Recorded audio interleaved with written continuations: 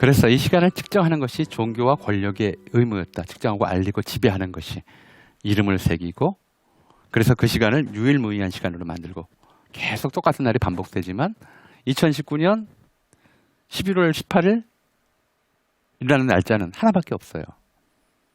그렇게 유일한 시간대를 만들어주는 권능을 권력이 행사했다고 했고요. 그래서 이 권력자들은 자기가 시간의 지배자라고 하는 장치, 증거물들을 만들고자 했어요. 그래서 기본적으로 하늘의 운행을 기계화하려고 하는 시도는 굉장히 오래전부터 있었어요. 이집트, 메소포타미아, 로마, 고대 중국에서도 다 있었어요. 순수한 기계시계, 태엽식 기계시계로 만드는 데 성공한 것은 13세기 말에 이르렀어요. 그리고 15세기 뒤이어서 15세기 말부터 이른바 대항해 시대가 열리죠. 유럽인들 기준에서 지리상의 발견. 우리 주일 베른의 80일간의 세계 일주라는 소설을 보면 이 일행이 자오선을 가로지르는 덕에 하루를 버는 이야기가 나와요. 이 항해는 이 기계시계의 정확도를 훨씬 더 중요하게 여기는 활동이었어요. 이제 하늘의 별을 보고 시간을 짐작하기에는 자기가 이동하기 때문에 계속 바다에서 하늘의 별을 보거나 아니면 태양과 달의 위치를 보고 시간을 짐작하기에는 굉장히 불안정한 그런 활동이 되기 때문에 시계를 좀 더 기계적으로 시간을 측정하려는 노력이 굉장히 좀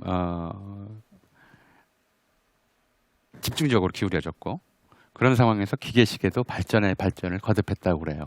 그러면서 이제 자명종이라고 하는 우리가 부르는 그런 시계 형태가 만들어지고 그리고 세 가지의 구성 요소 바늘, 추, 종으로 이루어진 기계시계의 3요소가 만들어져요.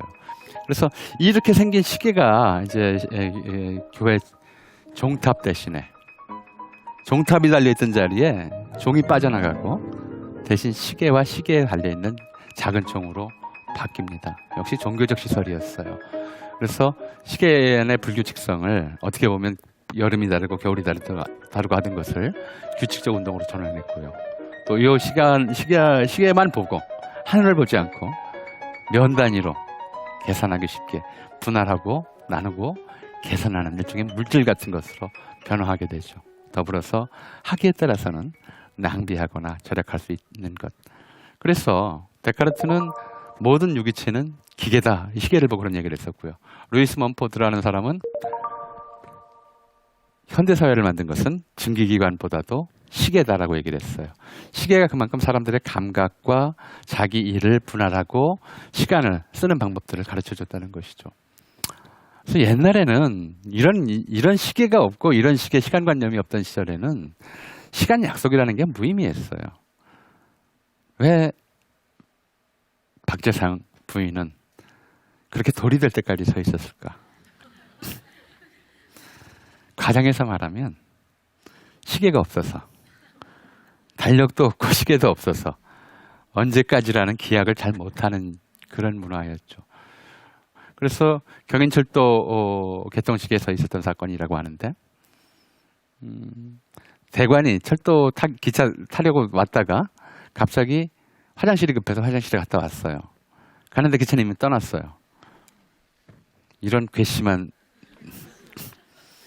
대감마님이 오지도 않았는데 마치 가마가 혼자 떠난단 말이냐. 이런 식의 시간을 지켜야 된다는 그 개념 자체가 별로 없었던 것이죠. 전반적으로 사회가 그랬는데 종교시설과 권력시설에 밀집해 있는 도시는 시간을 알리는 기능들이 발달해 있었기 때문에 나름대로 시간에 익숙한 시간을 지키는 생활들을 도시민에 한해서만 할 수 있었어요. 그런데 농촌은 그런 게 아니었죠. 농산일 하면서 뭐 하루 8시간 근무 그죠?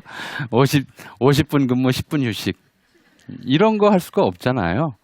힘이 나면 일하고 좀 힘이 빠지면 쉬고 저 사람들에게 필요한 거는 밀레의 만종이라는 굉장히 유명한 그림이죠. 이발소 옛날에 흔히 걸려 있었던 그런 그림인데 보면 저 종이 울리면 일어나서 기도해요. 시간은 여전히 종교적으로만 의미가 있었을 뿐이지 일상생활을 구획하는 것으로서의 의미는 갖지를 못했었어요. 그랬다가 우리도 이제 특히 1882년 미국과 수호통상조약을 체결하면서 그때부터 국제관계를 맺게 돼요. 어쩔 수 없이 유럽 시간을 접하게 되고 그래서 요일제도 받아들이고 24시제도 받아들이고 그래요. 그런데도 이 시제를 받아들이는 데서 충돌을 면할 수가 없었던 것이죠. 대표적으로 배제학당 등교 시간을 봤더니 8시 15분이에요. 왜 8시도 아니고 8시 15분일까? 따져봤더니 묘시 오각이에요. 예. 옛날 사람 묘시에 출근했거든요. 그러니까 이제 근데 그 묘시 정각도 아니고 묘시 오각 해가지고 각 단위 15분 단위로 시간을 구획하던 감각이 남아 있어서 15분 단위로 이렇게 시간을 인식하는. 그러니까 이 근대 시계가 들어오기 전에는 사실은 시간이라고 하는 게 분 단위 별로 이렇게 중요하지 않았어요. 그리고 이렇게 시간에 대한 감각이 이 유럽식 시간, 서양식 시간과 어쩔 수 없이 특히 외교통상사무 쪽에서는 시간과 접촉하고 충돌해야 하다 보니까 이제 이런 기계식 시계에 익숙해져야 됐죠. 근데 이건 워낙 비싼 물건이었어요. 자체적으로 만들기 어려웠고요. 인천 제물포항 같은 곳에는 이제 세창양행이나 이화양행처럼 독일인이나 영국인이 만든 이 회사들, 대불호텔 같은 호텔들, 이런 곳에 기계식 시계가 먼저 들어왔었어요. 근데 서울의 시계는 시간을 지배하는 것은 최고 권력이다, 황제다 라는 생각이 있었기 때문에 개인이 처음엔 함부로 이걸 가질 수 있는 물건이 아니었어요. 그래서 서울에 어쩌면 한국인들의 시설에 처음 들어온 시계는 1888년 경복궁 관문각과 지복제 사이에 요 왼쪽에 있는 것이 그때의 시계탑이에요.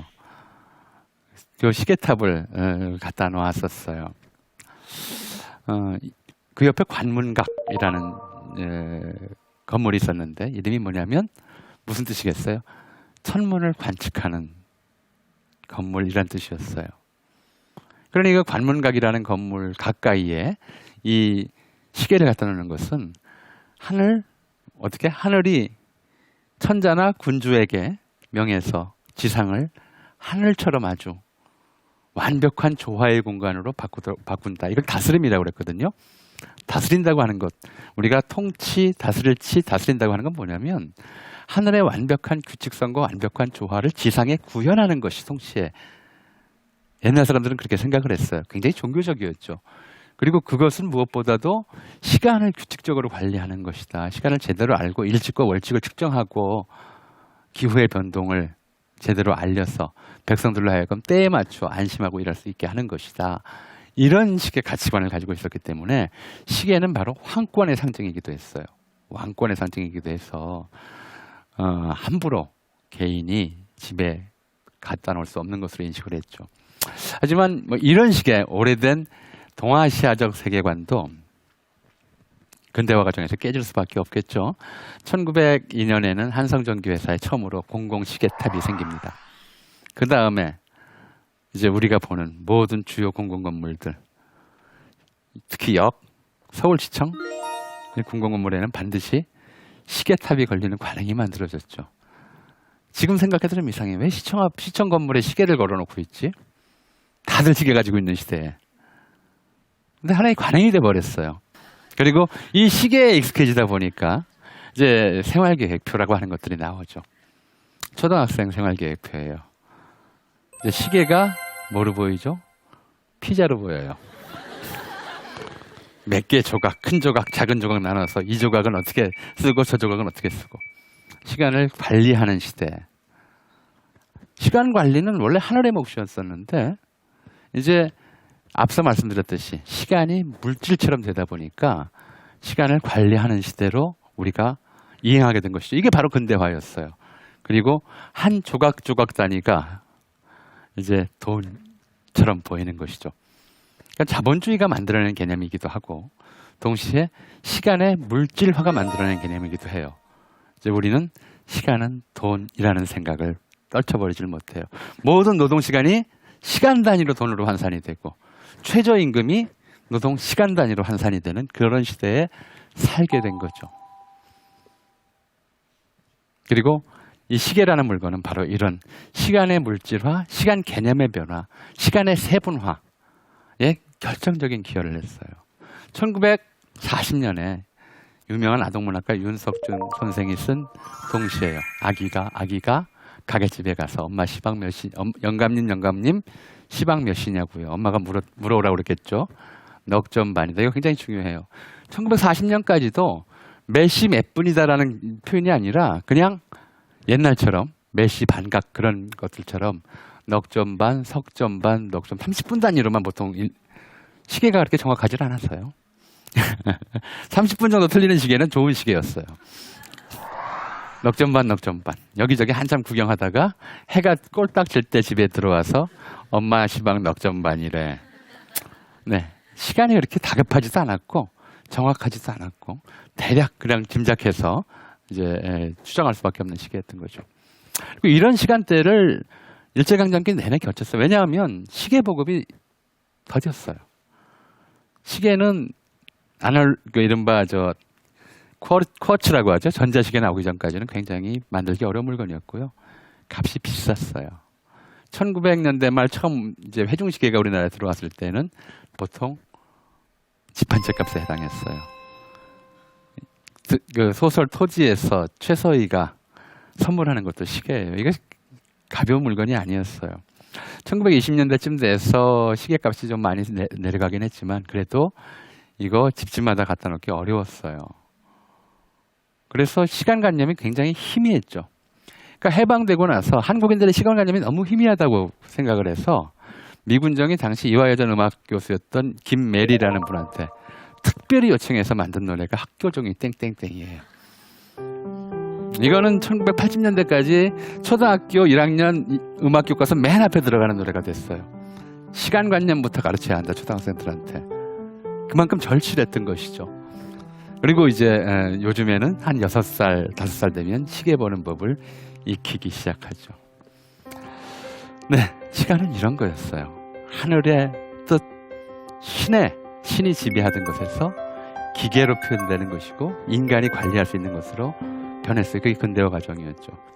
요즘도 저도 그렇고 여러분도 그렇고 가장 많이 받는 질문이 이거예요. 시간 있니? 시간이 내 게 아닌데? 그래도 늘 우리는 시간이 내 거라고 생각하고 시간을 관리하는 것이 가장 중요하다는 생각을 하고 살아요. 여전히 우리를 깨우는 것은 도저히 거부할 수 없는 명령은 아침에 울리는 알람 시계죠. 이것만 없었으면 그거 없다고 우리가 더 잘 수 있는 것은 아닌데 인간의 일상을 가장 강력해지게 하는 것, 거부할 수 없는 명령을 내리는 것, 그것이 시간이 된 시대.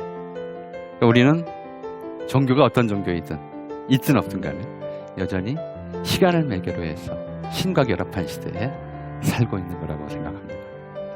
예, 오늘 얘기 여기서 마치겠습니다. 감사합니다.